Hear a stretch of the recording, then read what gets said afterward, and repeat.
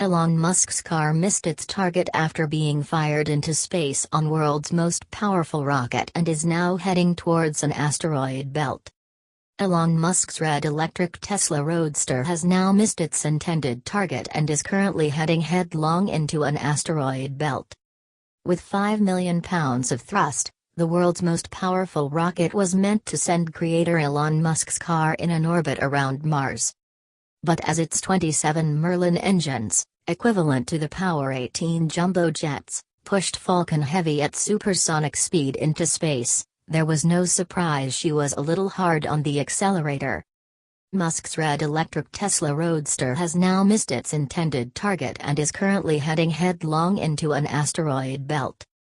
It could be a bumpy ride for the crash test dummy astronaut sat in the driver's seat as David Bowie's Space Oddity plays on a loop on the radio.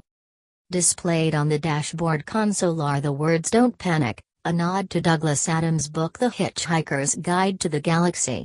But despite the slight mishap, Tuesday's liftoff, from the same pad where NASA launched rockets that took men to the moon, was near flawless. Given the $500 million project was also not funded by the might of the U.S. government's space agency, it makes Tesla chief Musk's dream to boldly go where no others have gone before all the more remarkable. The Falcon Heavy, named because of its colossal 64-ton payload ability, was built by SpaceX, the company founded by the South African in 2002. Long before the business was formed, the PayPal creator, worth in negation estimated £15 billion, had a vision about wanting to fly a plant to Mars. His idea was to show how life could survive on the desolate planet, with a symbolic gesture of a vibrant green bush living on a canvas of red. Now, after achieving an extraordinary engineering feat, Musk has sparked a new dawn in the race for space. "It seems surreal to me," the entrepreneur said following the launch. Only half joking, he admitted having visions of a catastrophic failure.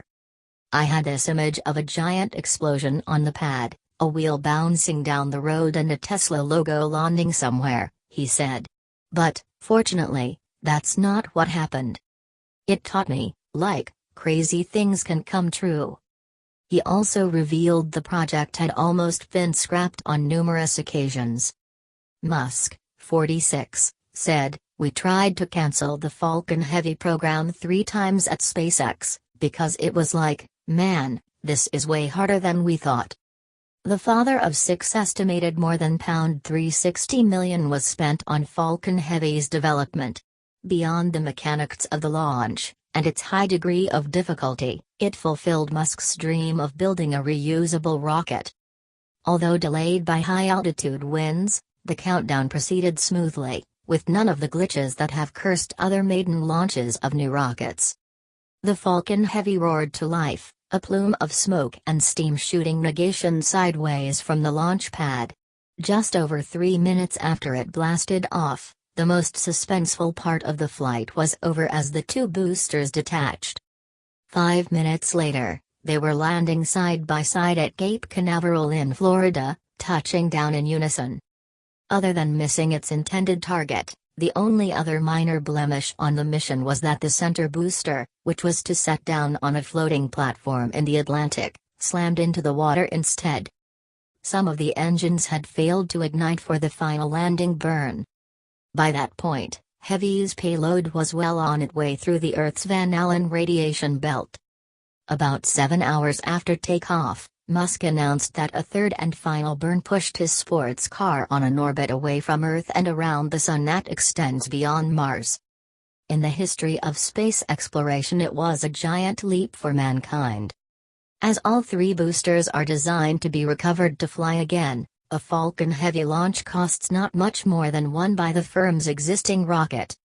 SpaceX lists a price of £65 million for a Falcon Heavy flight, compared with £45.5 million for Falcon 9, a bargain in the context of space flight. As a result, the order book is bristling. Flights for Arabsat, a Saudi Arabian communications company, and the United States Air Force are already in place.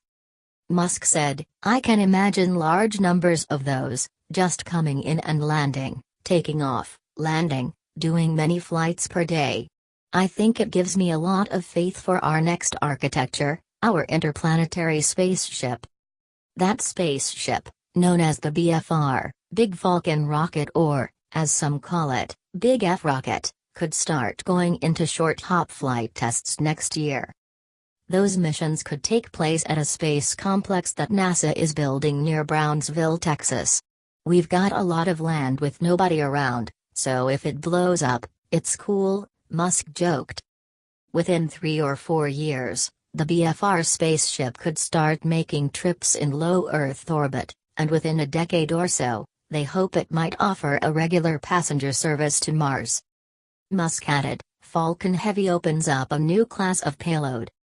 It can launch more than twice as much payload as any other rocket, so it's kind of up to customers what they might want to launch. It can launch things directly to Pluto and beyond. It can launch giant satellites, it can do anything you want. You could send people back to the moon. Musk noted that putting 2 or 3 Falcon Heavy missions together would equal the capability of the Apollo era's Saturn V rocket, which is still the most powerful ever built. But I wouldn't recommend doing that because I think the new negation architecture, the BFR architecture, is the way to go, Musk added. He now hopes the success of Falcon Heavy and the rise of the BFR could spark more innovation elsewhere in the space industry. I think it's going to encourage other countries and companies to raise their sights and say, hey, we can do bigger and better, he declared. Which is great. We want a new space race. Races are exciting. Professor Jim Bell, a space exploration expert from Arizona State University, said SpaceX could make humanity a multi-planet species. He added, they're not in it for tourism, they're in it for colonization. Virgin Galactic, Blue Origin, these other companies launching suborbital spacecraft, and eventually, orbital spacecraft, they have a clear tourist component.